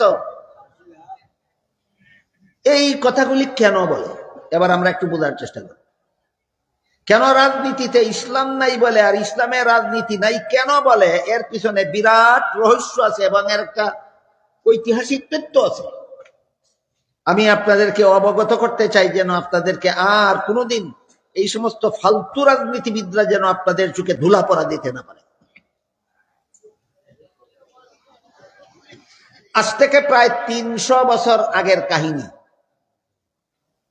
আজ থেকে প্রায় 300 বছর আগে ইউরোপিয়ান খ্রিস্টানদের মধ্যে আধুনিক বিজ্ঞান প্রকাশ লাভ করেছিল। এই তথ্যটা আপনাদের স্মরণ না রাখলে এই কুফুরি কথা রাজনৈতিক নেতারা কেন বলে আপনাদের বুঝে আসবে না। ইসলামের রাজনীতি নাই, এটা একটা কুফুরি স্লোগান। রাজনীতিতে ইসলাম নাই, এটা একটা কুফরি স্লোগান। এই কুফরি স্লোগানগুলি রাজনৈতিক নেতারা মুসলমান সমাজে প্রচার করে বেড়ায় কেন, এটা বুঝতে হইলে ওই ইতিহাসটা বুঝতে হবে। আজ থেকে প্রায় 300 বছর আগে ইউরোপিয়ান খ্রিস্টানেরা, যারা খ্রিস্ট ধর্মে বিশ্বাসী ছিল, তাদের মধ্যে আধুনিক বিজ্ঞানের বিকাশ ঘটে সর্বপ্রথম ইউরোপে। বুঝে থাকলে বলেন, আধুনিক বিজ্ঞানের বিকাশ সর্বপ্রথম বাংলাদেশে ঘটে, সর্বপ্রথম ইন্ডিয়ায় ঘটে, পাকিস্তানে ঘটে, না ইউরোপে ঘটে? ইউরোপে ঘটে। যখন ইউরোপিয়ান খ্রিস্টান সমাজে যখন আধুনিক বিজ্ঞানের বিকাশ ঘটে, তখন সেই দেশের খ্রিস্টানেরা ধর্মের নামে কতগুলি গাঁজাখুরি কথায় বিশ্বাস করত। এই যে মনে রাখতে হবে আপনাদের, কিসের নামে কি কথা? ধর্মের নামে গাঁজাখুরি কথা। আসলে এগুলি ধর্মের কথা নয়, এগুলি মন গড়া বানানো এবং গাঁজাখুরি কথা। এর একটা উদাহরণ আপনাদেরকে দেখাই। তখন থেকে নিয়ে আজ পর্যন্ত বর্তমান দুনিয়ার সমস্ত খ্রিস্টানদের যত গাঁজাখুরি কথারে ধর্ম বানাইয়া রাখছে, এর মধ্যে একটা গাঁজাখুরি কথা হইল, বাংলাদেশে খ্রিস্ট ধর্ম প্রচারের জন্য বাংলাদেশের স্বাধীনতার সূচনা লগ্ন থেকে একটা সংগঠন কাজ করে চলেছে। সংগঠনের নাম খ্রিস্টান মিশনারি বাংলাদেশ। এই বইয়ে বাংলাদেশের বাংলা ভাষাভাষী খ্রিস্টানেরা লিখেছে, প্রথম নবী আদম ছিলেন প্রথম পাপিষ্ট। কি ছিল আদমের পাপ? লিখেছে, জান্নাতে নিষিদ্ধ গাছের ফল খাওয়া ছিল আদমের পাপ।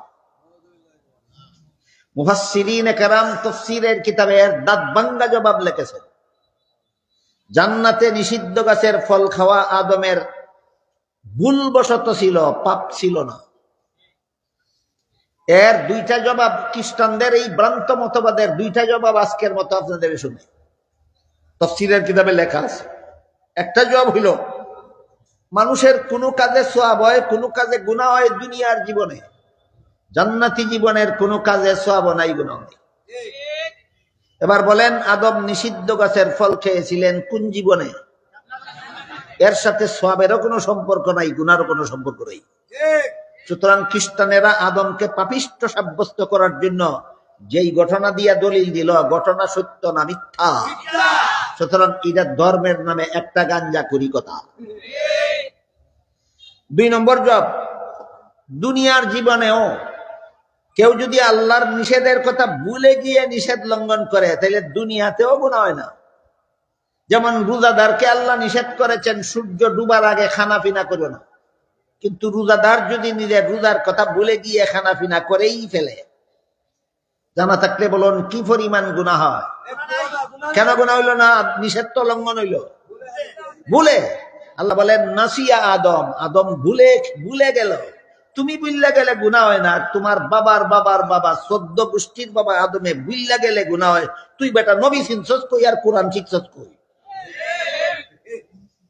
কাজে খ্রিস্টানদের এই দলিল ভ্রান্ত। এটা ধর্মীয় মতবাদ না, এটা ধর্মের নামে একটা গাঁজাখুরি মতবাদ। তারপরে সেই বইয়ে খ্রিস্টানেরা আরেকটা কথা লিখেছে, যেহেতু প্রথম নবী আদম প্রথম পাপিষ্ট, তাই এই পাপিষ্ট আদমের বংশে যত নবী জন্মগ্রহণ করেছে সবগুলি নবীর জন্মগত পাপিষ্ট। অন্যান্য নবীর কি পাপ ছিল? ওই বইয়ে লেখছে, পাপিষ্ট আদমের বংশে জন্ম হওয়াটাই অন্য নবীর পাপ। এবার বলেন, জন্ম কেউ নিজের ইচ্ছায় হয় না আল্লাহর ইচ্ছায় হয়? জন্ম একজনের জন্ম হওয়াটা তার পাপ হয় কিভাবে? এটা কি ধর্মের কথা হতে পারে না গাঁজাখুরি কথা? এই ধর্মের নামে আর একটা গাঁজাখুরি কথা। বর্তমান দুনিয়ার সমস্ত খ্রিস্টানেরা বিশ্বাস করে যে পাপিষ্ট আদমের বংশে জন্মগ্রহণ করার কারণে সমস্ত নবী পাপিষ্ট। এরপরে আরেকটা কথা লেখে, শেষ পর্যন্ত আল্লাহ একজন নবীকে নিষ্পাপ বানাবার জন্য তাকে আর পাপিষ্ট আদমের বংশে জন্ম না দিয়ে আল্লাহ নিজের ঔরসে জন্ম দিলেন। আল্লাহ নিজে বাবা হইয়া জন্ম দিলেন যাতে আর পাপিষ্টের ঘরের পাপিষ্ট না হয়। তিনি হলেন হযরত ঈসা আলাইহিস সালাম। আল্লাহ নবীরারে পাপিষ্ট হওয়ার থেকে মুক্ত করার জন্য নিজে বাবা হইয়া আল্লাহর ছেলে হিসাবে যীশু খ্রিস্টকে জন্ম দিয়েছেন। আরেকটা গাঁজাখুরি কথা। এই ধরনের বর্তমান দুনিয়ার খ্রিস্টানদের ধর্মে যত আকীদা সংক্রান্ত যত কথা আছে, একটাও ধর্মের কথা নয়, সবগুলি গাঞ্জাখুরি কথা। এই সমস্ত গাঞ্জাখুরি কথাকে ধর্ম বানিয়ে রাখছিল ইউরোপের যে সমস্ত খ্রিস্টানেরা। তাদের সমাজে সর্বপ্রথম পৃথিবীতে আধুনিক বিজ্ঞানের বিকাশ হয়, আধুনিক বিজ্ঞানের বিকাশ হয়। কাজে এখানে এসে আপনাদের আধুনিক বিজ্ঞানের একটু পরিচয় না জানলে বাকি কাহিনী বোঝা সম্ভব হবে না, একটু কঠিন হবে, একটু কঠিন হবে। যারা পরনে পায়জামা আছে ফিতাটা একটু টাইট করে বসতে হবে, যারার পরনে লঙ্গি আছে আর একটু শক্ত করে পুরে বসতে হবে। বাকি কথা বোঝার জন্য আধুনিক বিজ্ঞান কারে কয় এখান থেকে বুঝা নিতে হবে। এরপরে বলবো আমরা এই সমস্ত দালালরা কোত্থেকে বেরিল, যারা বলে ইসলামের রাজনীতি, রাজনীতিতে ইসলাম নেই। দালাল গুলি আসছে কোত্থেকে? এই ঠিকানা হইতে হইলে আগে এই কথাগুলি বুঝা দিতে হবে। শক্ত হইয়া বসলেন তো? আধুনিক বিজ্ঞানের বিকাশ যখন ওই সমাজে ঘটে, তখন কি হইল বোঝার জন্য আধুনিক বিজ্ঞান কারে কয় এটা আগে বুঝে নিতে হবে। আল্লাহর গোটা সৃষ্ট জগতে যা কিছু আল্লাহ সৃষ্টি করেছেন, আল্লাহ কোরআনের বিভিন্ন আয়াতে বলেছেন জগতের সবকিছু সৃষ্টি করেছি তোমাদের সেবার জন্য হে মানুষেরা। বলেন আল্লাহ জগতের কোন জিনিস সৃষ্টি করেছেন আল্লাহর সেবা ছাড়া? একটাও নয়, সবগুলি সৃষ্টি করেছেন মানুষের সেবার জন্য। আল্লাহ জগতে যা কিছু সৃষ্টি করেছেন সবগুলি মানুষের সেবার জন্য সৃষ্টি করেছেন। কিন্তু আল্লাহর সৃষ্টি করা কোন জিনিসে মানুষকে কি সেবা দিতে পারে এটা মানুষের অজানা। সবগুলি জানা না অনেকগুলি অজানা? আমরা মাত্র একটা দুইটা জানি, অসংখ্য বিষয় আমরা জানি না যে আল্লাহর অমুক সৃষ্টি আমাকে কি কি সেবা দিতে পারে, আল্লাহর তমুক সৃষ্টি আমাকে কি সেবা দিতে পারে। কাজেই আল্লাহর সৃষ্ট জগতে আল্লাহ যা কিছু সৃষ্টি করেছেন এইগুলির বাস্তব অবস্থা এবং গুণাবলী জানার নাম বিজ্ঞান। বুঝলা গেল তো? আগেই কিছু ফিতা টাইট করে বান্ধা বইবেন। আমি আরেক আলোচনায় গিয়ে আবার জিজ্ঞাসা করবো আপনাদেরকে আধুনিক বিজ্ঞান কারে কয়। আল্লাহর সৃষ্ট জগতে আল্লাহ যা কিছু সৃষ্টি করেছেন এর মধ্যে কোন জিনিসের কি অবস্থান, কোন জিনিসের কি গুণ, কোন জিনিস কিভাবে ব্যবহার করলে কি উপকার হয়, কোন জিনিস কিভাবে ব্যবহার করলে কি ক্ষতি হয়, এই বিষয়গুলি জানার নাম বিজ্ঞান। এই বিষয়গুলি জানার নাম। একটা উদাহরণ দেই। আল্লাহ আমাদের সেবার জন্য যা কিছু সৃষ্টি করেছেন এর মধ্যে একটা হইল বাতাস, একটা হইল বাতাস। এই বাতাসের মধ্যে মিশিয়া থাকে একটা মহামূল্যবান একটা পদার্থ, এটার নাম হইল অক্সিজেন। বাতাসের মধ্যে মিশিয়া থাকে, দেখা যায় না, বাতাসও দেখা যায় না, অক্সিজেনও দেখা যায় না। এই অক্সিজেন আল্লাহ সৃষ্টি করেছেন মানুষের শরীরের ভিতরের দূষিত রক্ত ধুলাই করার জন্য। বুঝে থাকতে বলেন আল্লাহ অক্সিজেন সৃষ্টি করেছেন অকাজে, একটা মহামূল্যবান কাজে। কি?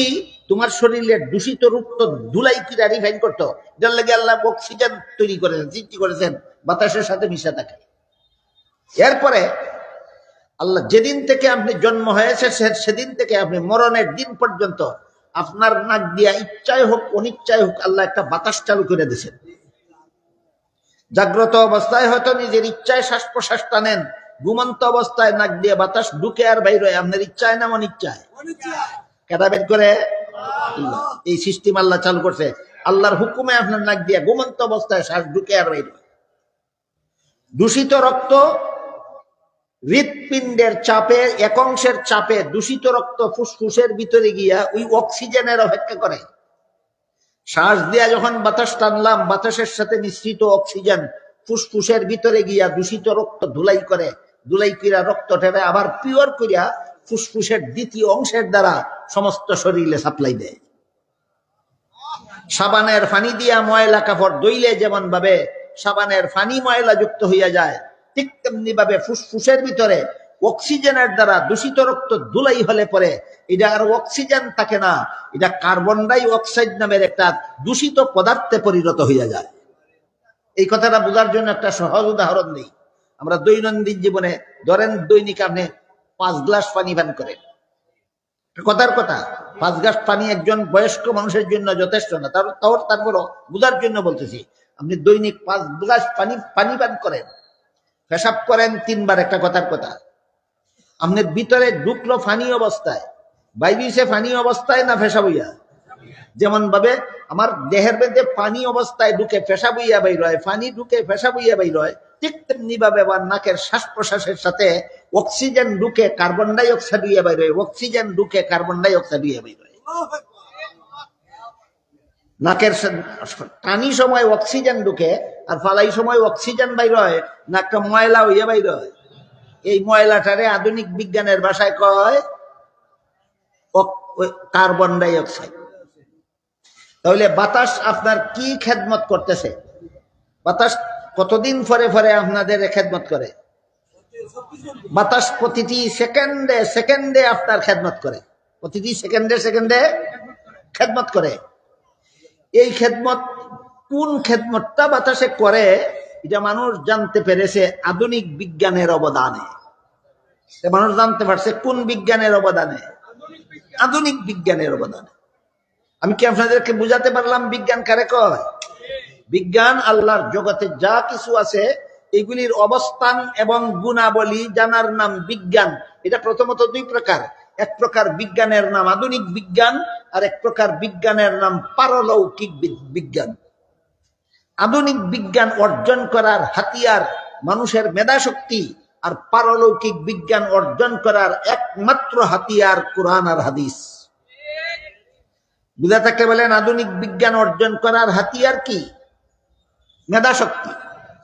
মাথা গাওয়াইয়া হাসিল করা হয়। এই জন্য আল্লাহ মাথার মধ্যে এই যোগ্যতা দিয়া দিছে, গবেষণা করো আর আধুনিক বিজ্ঞান হাসিল করো, মাথা কামাইয়া গবেষণা করো আর আধুনিক বিজ্ঞান হাসিল করো। একটা উদাহরণ দেই, একটু কঠিন হইব, শক্ত করে বসতে পারবেন? বহুদিন যাবৎ পৃথিবীর মানুষের বড় শখ ছিল চন্দ্রে যাবে। আরম্ভ হইল চন্দ্র বিজয়ের অভিযান। শেষ পর্যন্ত আমেরিকার সেরা বিজ্ঞানী নীল আর্মস্ট্রং চন্দ্র বিজয়ের অভিযানে সাফল্য লাভ করল। সেখানে গেল, অবস্থান করলো, অনেকক্ষণ রইল, সেখান থেকে কিছু পদার্থ নিয়ে পৃথিবীতে ফিরে আসলো। আসার পরে নীল আর্মস্ট্রং, চন্দ্র বিজয়ী প্রথম বিজ্ঞানী নীল আর্মস্ট্রং পৃথিবীতে ফিরে এসে পৃথিবীর মানুষকে চন্দ্র সম্পর্কে 3টা রিপোর্ট দিল। 1 নম্বর রিপোর্ট দিল, চন্দ্রে ওই অক্সিজেন, চন্দ্রে অক্সিজেন বলতে কোনো জিনিস নাই, কাজেই পৃথিবীর কোনো মানুষের পক্ষে সেখানে গিয়া বসবাস করা সম্ভব নয়। চন্দ্রে অক্সিজেন নাই, সেখানে আমি গেলে বাঁচতে পারবো না। এটা আধুনিক বিজ্ঞানের অবদান কিনা? আধুনিক বিজ্ঞানের অবদান। 2 নম্বর রিপোর্ট দিল, চন্দ্রের ভূমিতে উর্বরতা শক্তির লেশ মাত্র নাই, সুতরাং চন্দ্রে কখনো ফসল ফলানো যাবে না। 3 নম্বর রিপোর্ট দিল, আমি চন্দ্রে তাকা খালে চন্দ্রের এক প্রান্ত থেকে অপর প্রান্ত পর্যন্ত একটা কালো রেখা দেখতে পেয়েছি। কেন কে সেই রেখার সৃষ্টি হলো, কখন থেকে, এই নিয়ে যদি আমি সেখানে বসে বসে গবেষণা শুরু করি, পৃথিবীর থেকে নিয়ে যাওয়া অক্সিজেন ফুরিয়ে যাবে, আমি জীবিত অবস্থায় আর পৃথিবীতে ফিরে আসতে পারবো না। এই জন্য সময়টা সেখানে না কাটাইয়া ওই কালো পদার্থগুলি নিয়ে আসলাম পৃথিবীতে। আমেরিকার বৈজ্ঞানিক গবেষণাগারে বসে বসে দীর্ঘ 6 মাস গবেষণার ফলে আমি মাথা কামাইয়া বুঝতে পেরেছি, চন্দ্র আজ থেকে 1300 অথবা 1400 বছর পূর্বে 2 টুকরা হয়ে গেছিল, জোড়া লেগেছে, এই জন্য রেখার সৃষ্টি হয়েছে। এবার বলেন, চন্দ্রে অক্সিজেন নাই, এটা কোরআনের কথা না বিজ্ঞানের কথা?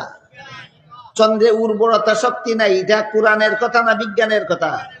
কাহিনী বুঝে থাকলে এবার বলুন, বিজ্ঞান হাসিল করার জন্য আল্লাহ মানুষকে কোরআন নামের হাতিয়ার দিছেন না মস্তিষ্ক নামের হাতিয়ার দিছেন? এবার বলেন, আধুনিক বিজ্ঞান অর্জন করার হাতিয়ারটার নাম কি? মেধাশক্তি। পারলৌকিক বিজ্ঞান অর্জন করার একমাত্র হাতিয়ার হইল আল্লাহর ওহী। পারলৌকিক বিজ্ঞান অর্জন করার একমাত্র হাতিয়ার হইল আল্লাহর ওহী। এই কথাগুলি মানুষে জানে না। আধুনিক বিজ্ঞান অর্জন করার জন্য আল্লাহ আমাকে হাতিয়ার কোনটা দিলেন জানে না। আখেরাতের বিজ্ঞান অর্জন করার জন্য আল্লাহ আমাকে হাতিয়ার কোনটা দিলেন জানে না। না জানলে তো জগা কি ছুটি বানাইবে? এই ইউরোপের খ্রিস্টানদের ছিল অবস্থায়, জানে না কিচ্ছু করার দিন, কিন্তু মাতব্বরিতে 1 নম্বর। সেখানে যখন আধুনিক বিজ্ঞান প্রসার লাভ করে, আধুনিক বিজ্ঞান সম্পর্কে এতক্ষণ যা কইলাম যদি বুঝে থাকেন, বলুন আধুনিক বিজ্ঞান কারে কয়? আল্লাহর কোন সৃষ্টির অবাস্তব অবস্থা বলার নাম না বাস্তব অবস্থা বলার নাম? আল্লাহর সৃষ্ট জগতের কোনো কিছুর বাস্তব অবস্থা জানার নাম আধুনিক বিজ্ঞান। খ্রিস্টানেরা ধর্মের নামে বাস্তব অবস্থায় বিশ্বাসী ছিল না অবান্তর? অবান্তর কথাগুলিকে ধর্মের নামে বিশ্বাস করে রাখছে। তাদের মধ্যে যখন বাস্তব অবস্থা সম্বলিত আধুনিক বিজ্ঞানের বিকাশ হইল, তখন তাদের ধর্মের সাথে বিজ্ঞানের লড়াই শুরু হইল। আজকে থেকে প্রায় 300 বছর আগে ইউরোপের খ্রিস্টানদের মধ্যে যখন আধুনিক বিজ্ঞান এর বিকাশ হওয়া শুরু হইল, তখন তাদের ধর্মের নামে গাঞ্জা কুরিকতার সাথে ধর্মের দ্বন্দ্ব শুরু হইল। লাগছে লড়াই ধর্মে আর বিজ্ঞানে। লাগছে লড়াই কিসে কিসে? ধর্মে আর বিজ্ঞানে। উভয় পক্ষের বহু লোক খুনাখুনি হইল, মারা গেল।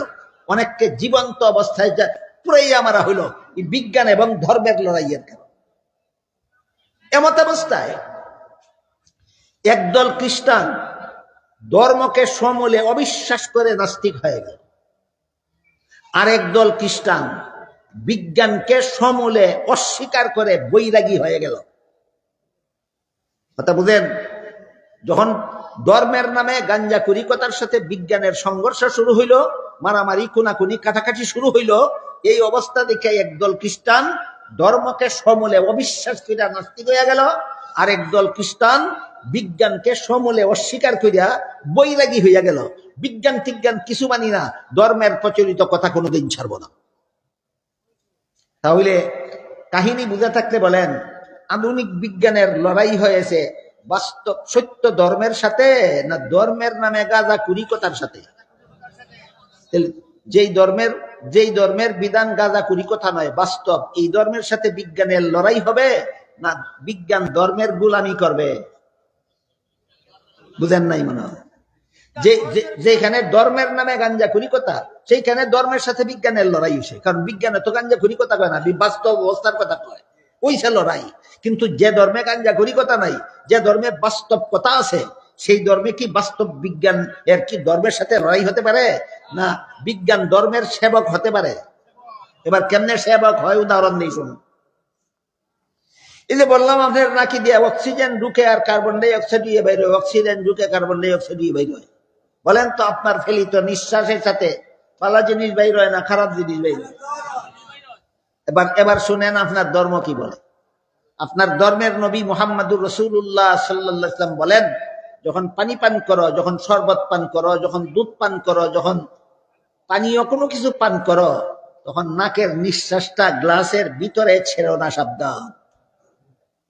বিজ্ঞানে কয় না কি এটার ভিতরে ছাড়লে কার্বন ডাই অক্সাইড মিশ্রিত হইলে ময়লা আমার ফেরত যাইব, আর আমার ধর্মে কয় ছাড়িস না এটার ভিতরে। ধর্মে যা কইছিল বিজ্ঞানের বিরুদ্ধে কইছে। বিজ্ঞান যা কইছিল ধর্মের এর বিপরীতে আছে না? ধর্মে যা কইছিল বিজ্ঞানে তার গোলামি করেছে মাত্র। প্রমাণ হয়ে গেল সত্য ধর্মের সাথে বাস্তব বিজ্ঞানের লড়াই নয়, সত্য ধর্ম যেখানে পায় বিজ্ঞান তার গোলাম হইয়া যায়। তাহলে খ্রিস্টানদের বাতিল ধর্মের সাথে যে বিজ্ঞানের দ্বন্দ্ব হয়েছিল, মুসলমানের সত্য ধর্মের সাথে সেই বিজ্ঞান লড়াই করবে না গোলামি করবে? শ্বাস প্রশ্বাসের মধ্যে একটা গোলামি করছেনি, শ্বাস প্রশ্বাসের মধ্যে একটা গোলামি করছেনি, আকাশের সামনে গিয়ে আরেক গোলামি করছে। কুরআন ১৫০০ বছর আগে বলে দিয়েছিল, ইক্তারাবাতিস সাআতু ওয়ানশাক্কাল কামার, কিয়ামত নিকটবর্তী, আসমানের চন্দ্র দ্বিখণ্ডিত হয়েছে। ১৫০০ বছর আগে কুরআন বলে দিয়েছিল। ১৫০০ বছর পরে আইয়া নীল আর্মস্ট্রং কয় রেখা সৃষ্টি হওয়ার কারণ চন্দ্র দ্বিখণ্ডিত হয়ে গিয়েছিল, জোড়া লেগেছে। বলেন বাস্তব ধর্ম ইসলামের সাথে বিজ্ঞানের দ্বন্দ্ব আছে না ইসলামের গোলামি করে বিজ্ঞান? ইসলামের গোলামি করে বিজ্ঞান। ধর্মের নামে গাঞ্জা কুরিকতার সাথে যেই বিজ্ঞানের বিরোধ হয়, সত্য ধর্ম ইসলামের ওই বিজ্ঞানে গোলামি করে। কাজেই মুসলমানের দেশে মুসলমানের ইসলাম ধর্মের সাথে বিজ্ঞানের বিরোধ না মীমাংসা? মীমাংসা। কাজেই ওইখানে যে ইউরোপে যে খ্রিস্টানেরা ৩ দল হইল বিজ্ঞান এবং ধর্মের লড়াইয়ের কারণে, একদল নাস্তিক হইয়া গেল, একদল বৈরাগী হইয়া গেল, আরেক দলে কয় দরকার নাই ধর্ম ফুরাফুরি সাইডা দেওয়ার, দরকার নাই বিজ্ঞান ফুরাফুরি সাইডা দেওয়ার। ধর্ম রাখো ব্যক্তি জীবনে, আর রাষ্ট্র নেও, বিজ্ঞান নেও রাষ্ট্রীয় জীবনে। সুতরাং ধর্ম যারা পালন করে ব্যক্তি জীবনে পালন করবে, আর রাষ্ট্র চলবে সরকারের বিধান মতো, আর এবাদত চলবে আল্লাহর বিধান মতো। আল্লাহকে আল্লাহর পাওনা দিয়া দাও, আর সরকারকে সরকারের পাওনা দিয়া দাও। আল্লাহর পাওনা হইল শুধু ব্যক্তি জীবনে বিধান দেওয়া, এর বেশি আল্লাহর কোনো অধিকার নাই। আর সরকারের পাওনা হইল রাষ্ট্র পরিচালনা করা, কাজেই সরকারকে সরকারের পাওনা দিয়া দাও, আর আল্লাহরে আল্লাহর পাওনা দিয়া দাও। বলেন আল্লাহকে অধিকার বড়টা দিল না ছোটটা? ব্যক্তি জীবনে আল্লাহর বিধান দেওয়ার অধিকার আছে, রাষ্ট্রীয় জীবনে আল্লাহর বিধান দেওয়ার অধিকার নাই। এই সিদ্ধান্ত নিল 3 নম্বর দলে। এই সিদ্ধান্ত নিল কত নম্বর দলে? 1 নম্বর দল ধর্ম সাইরা নাস্তিক হইয়া গেল, 2 নম্বর দল বিজ্ঞান লাথি মাইরা বৈরাগী হইয়া গেল, আর 3 নম্বর দলে কয় আপোষ মীমাংসা করি। আল্লাহর বিধান চলবে ব্যক্তি জীবনে, রাষ্ট্রীয় জীবনে নয়, আর রাষ্ট্র চলবে সরকারের আইন মতো, আল্লাহর আইন মতো নয়। সুতরাং বাদাবাগি করে নাও। আল্লাহর অধিকার হইল শুধু ব্যক্তি জীবনে, আর সরকারের অধিকার হইল রাষ্ট্রীয় জীবনে। আল্লাহকে আল্লাহর ভাওনা দিয়া দাও, আর সরকারকে সরকারের ভাওনা দিয়া দাও। বুঝে থাকলে এবার বলেন এই 3 নম্বর দল আল্লাহরে বড়টা দিল না ছোটটা? আর সরকারে দিল বড়টা। সুতরাং যারা শুধু ব্যক্তি জীবনে আল্লাহর বিধান মানে, রাষ্ট্রীয় জীবনে আল্লাহর বিধান মানে না, ইমানদার রইল না বেঈমান হইল? এই ইতিহাসের এই অংশ থেকে বর্তমান দুনিয়াতে প্রচলিত ধর্ম নিরপেক্ষতাবাদ নামে কুফুরি মতবাদের আবিষ্কার হয়। বাকি কথা ইনশাআল্লাহ আগামীকাল।